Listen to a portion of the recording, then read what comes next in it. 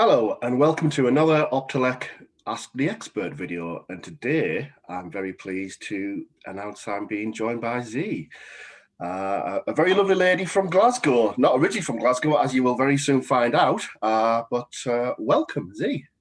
Hi, thank you for having me.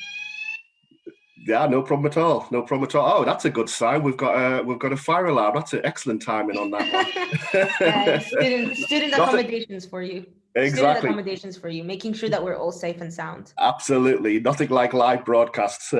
Anyway, so what I'd like you to do first of all for our viewers is maybe if you could give yourself give you a full introduction of yourself and also where you're from and also your work journey here, your education, and obviously your sight impairment on that side as well. So, so my name is Z. I'm 26 years old and I'm a PhD student at the University of Glasgow from Jordan. And my research is focused on disability perceptions on Facebook and how they affect mentality in Jordan. Okay. And basically, I came to Glasgow from Jordan last year. So I've been here since September, and this is my first year doing my PhD in media and cultural policy. In regards to my journey in my education, I started doing my undergraduate in London. I got a degree in media and cultural policy. And then I recently then went to DC to do my master's in broadcast journalism at American University. All of this took place between 2012 till 2016, and then 2016 till 2017. Afterwards, I did internships in the UK and the US before I moved to Jordan to do work, and then I came here to do my PhD. So my work journey started during my undergraduate degree, where I did internships in journalism back home, and then I did communications as well in DC and in London. So I did an internship with the Library of Congress, which was part of my master's degree in the summer.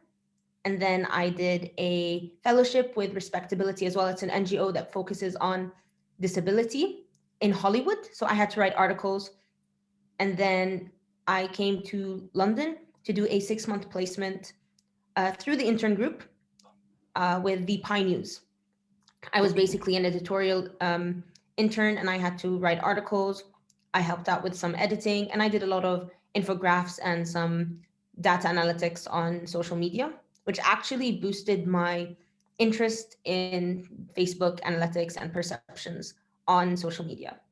Afterwards, I went back to Jordan and I worked with an NGO called Action Against Hunger, and it focused on helping vulnerable Jordanians and Syrian refugees. I was their senior communications officer for a year. I started in March 2019, and my contract ended in the summer of 2020. So basically, I had to also work during the pandemic and adapt to everything that was happening since March 2019. And that led me then here to do my PhD. So I'm here now in Glasgow. Wow, that's quite a journey. You can say that. I feel like it's been a blessed journey, but sometimes it feels like a roller coaster in the end. Yeah, I mean, you're certainly well traveled in that Yes. respect. So yeah, Yeah. and you've certainly picked up the American accent on that one. Yes. A It lot does of people explain here. that. Yes. Yes. A lot of people here in Glasgow ask me if I'm American, and I say, nope, I'm Jordanian. But I studied in the US, and must be why I picked up the accent when I was in DC. Yeah. But yeah, it doesn't show when I speak in Arabic though. So. Oh right, okay. That's no, languages is an interest of mine as well, and It so yeah, is. it's Yes. absolutely. Yes, I'm hoping to pick up some of the Scottish accents just to mix it in a bit. Well, you were in the absolute perfect city to certainly pick up dialects and accents on that side. So yeah, absolutely. Glasgow's a fantastic place, as you know. It's amazing. I've only been here for 6 months and I'm loving it. Yeah, and you haven't even obviously seen the best of it because of the pandemic. Yes. So in regards to your, as you obviously called it a disability, can you just tell our viewers what issues you have? Of course. So I was born with retinitis pigmentosa, and I was diagnosed between the ages of 4 and 6. So I was born with it, and basically, I would say that I'm visually impaired.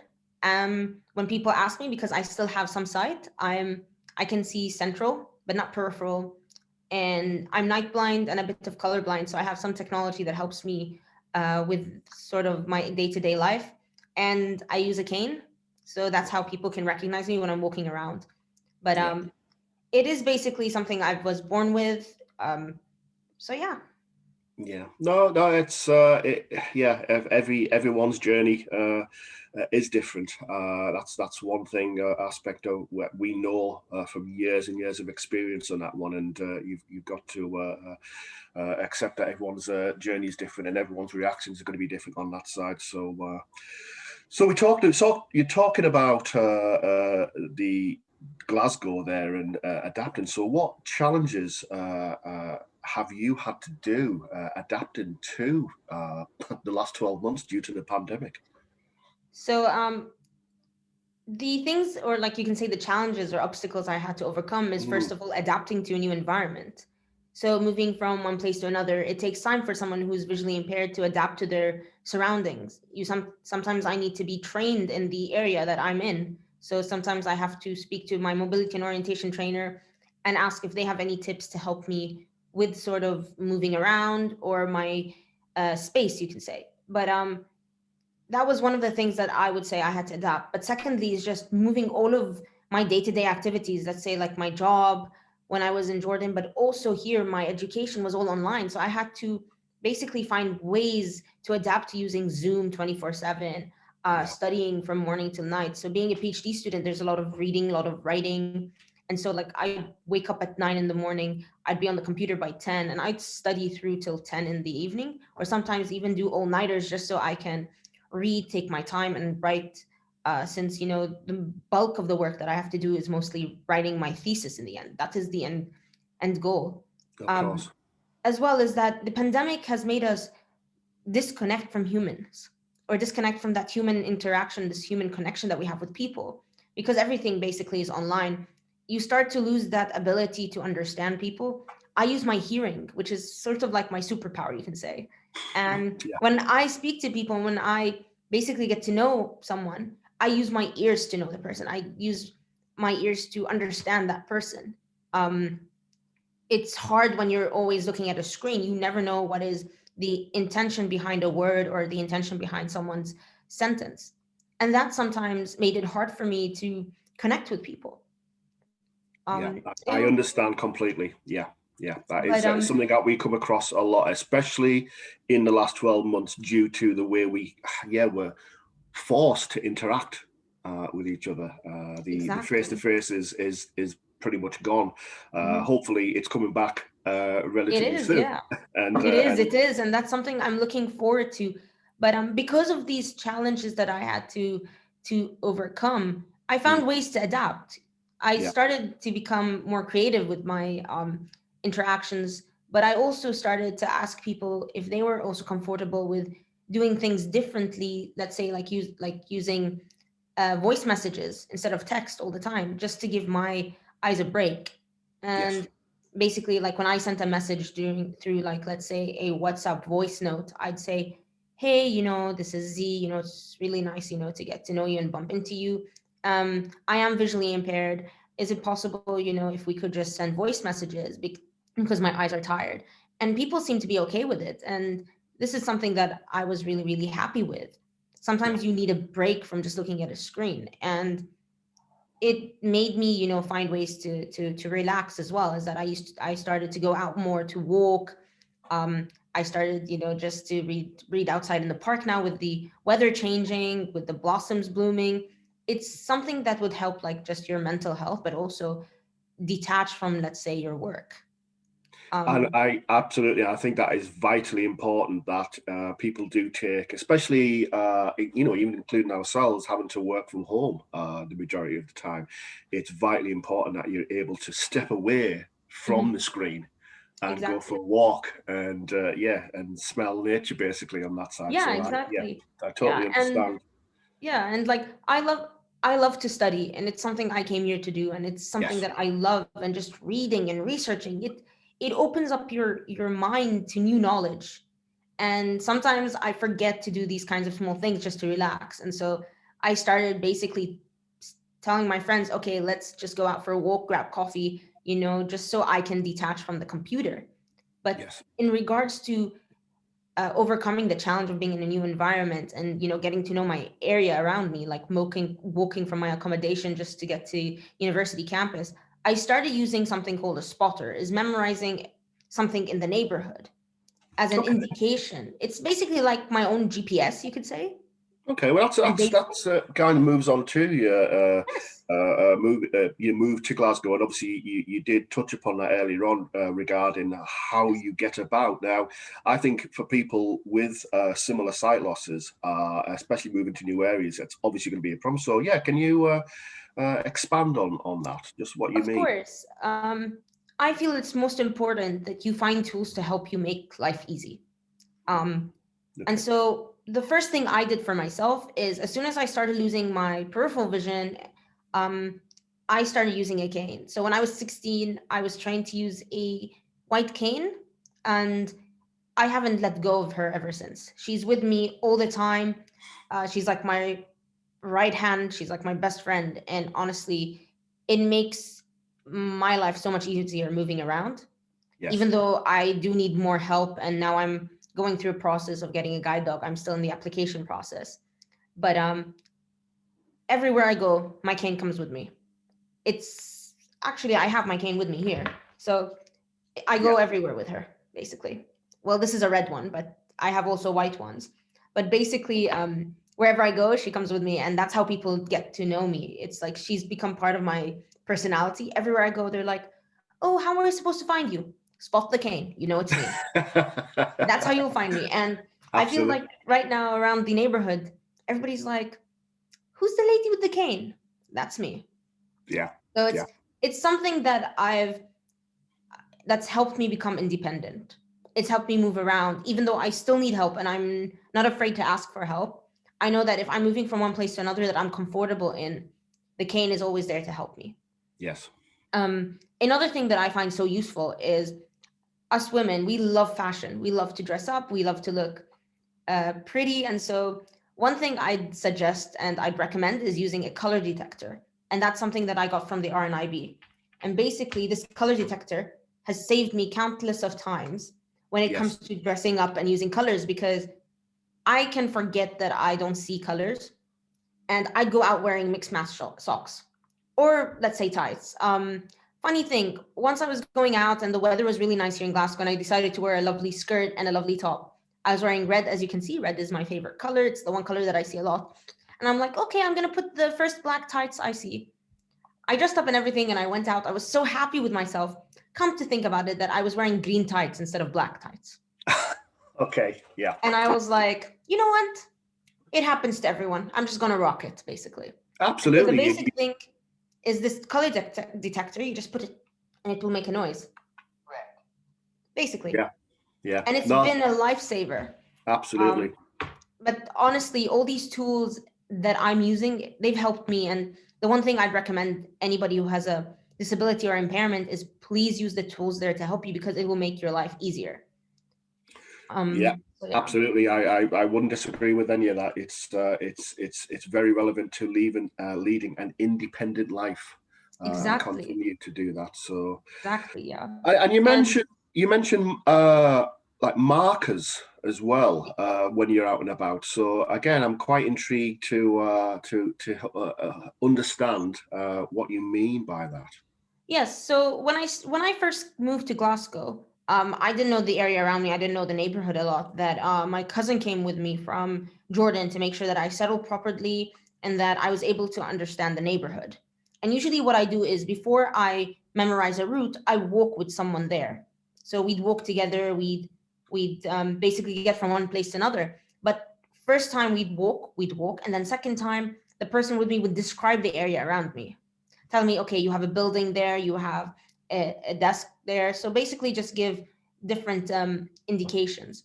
And so what I started doing is, while I'm walking, I started to see an object more than once. It's there. So it might be a building, it might be a bench in a park, it might be a specific tree or a specific flower, anything that I can see that I've memorized that would help me basically know when to turn right or turn left.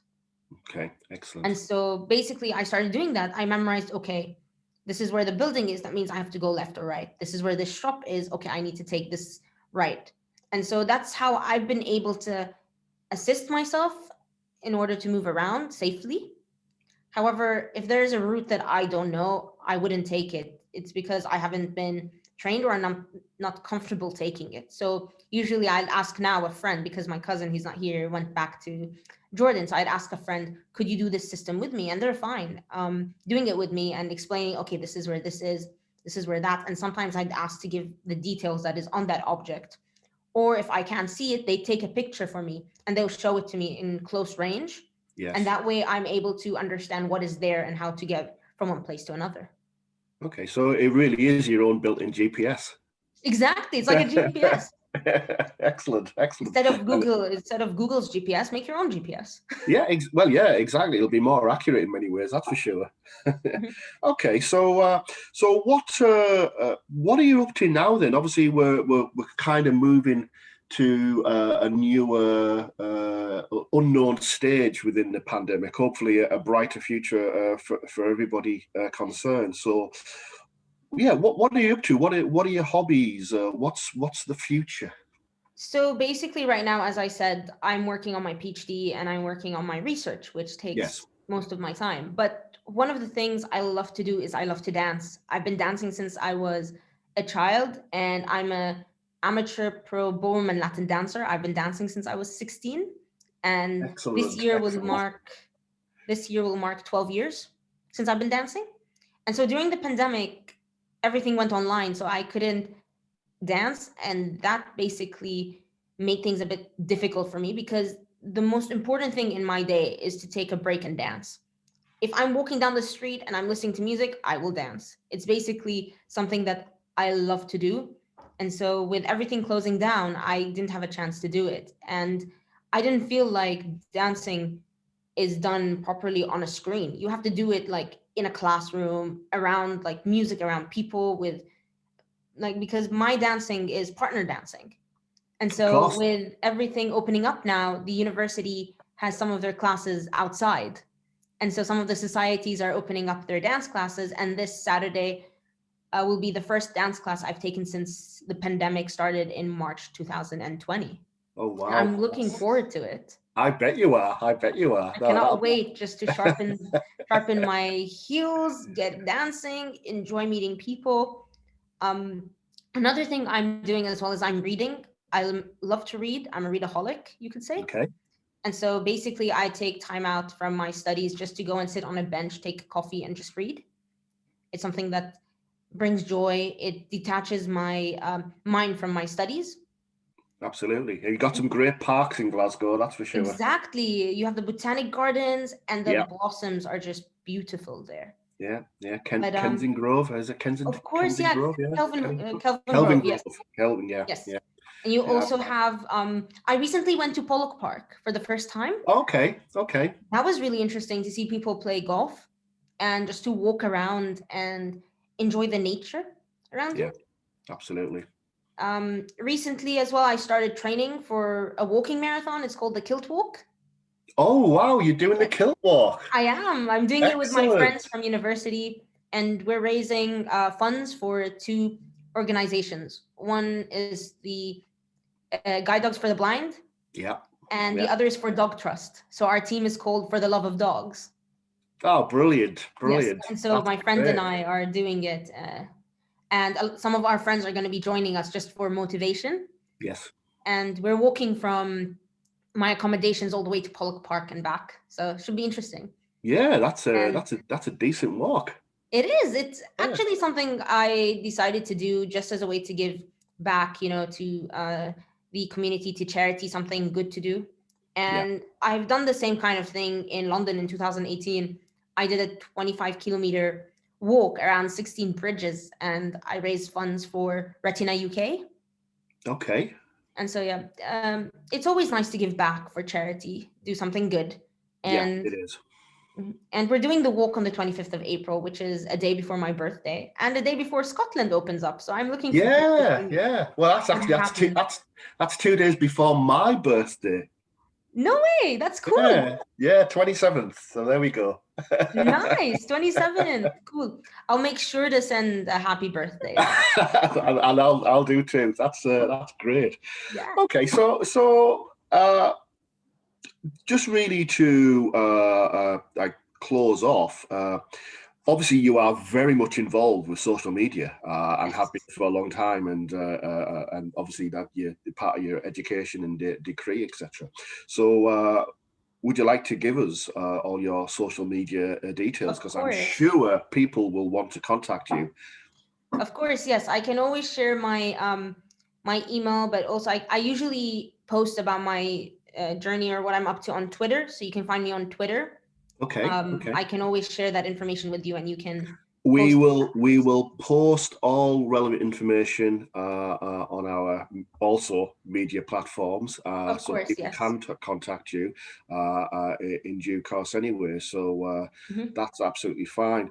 So really, is there anything else that you would like to discuss while we've got this opportunity? I would just say you should just, if you find that you have any technology or any tool or any technique that helps you, just do it in order to have an easy life. Honestly, when I was 16, I started using the cane, but I was stubborn. And I wish I could go back in Mm, time and tell my 16-year-old self that that cane that I started with, which I still have actually back home, I still have the same cane that I started my journey with, okay. is still there. I would say, please use it. Don't be stubborn, because it will make life so much easier for you and more enjoyable. I'm really blessed. Like, I see my disability and my visual impairment as a blessing. And to be honest, I wouldn't change it for a world. Like I said, my life has been a journey of optimistic possibilities. It's been a roller coaster and I love it. I wouldn't change it for the world. And because I'm content with it and who I am, I'm just enjoying my life. And this is the one thing that I've learned throughout this whole journey, is just acceptance and believing in yourself, because that's the one way you can move forward. I love your positivity. Thank you. I really do, and it is vitally important. And we do come across a lot of people who, for various reasons, don't accept or are refusing to accept the situation, and we understand that it's almost a form of grief at first when people are getting diagnosed with various Yes. sight loss conditions, and it takes time, like grief, to accept it. There's anger there, frustration, and then ultimately there's acceptance, and then finally there's a willing to say, I'm not going to let this beat me.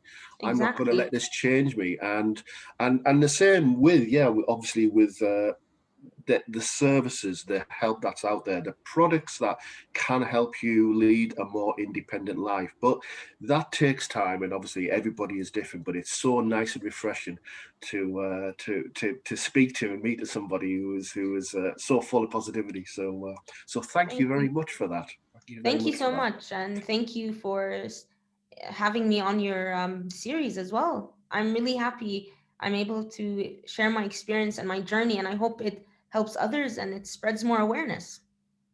I'm sure it will. I'm sure it will. Well, that's great. Well, once again, thank you very much for your time. I really Anytime. appreciate it. All right, you take care. You too. Thank you.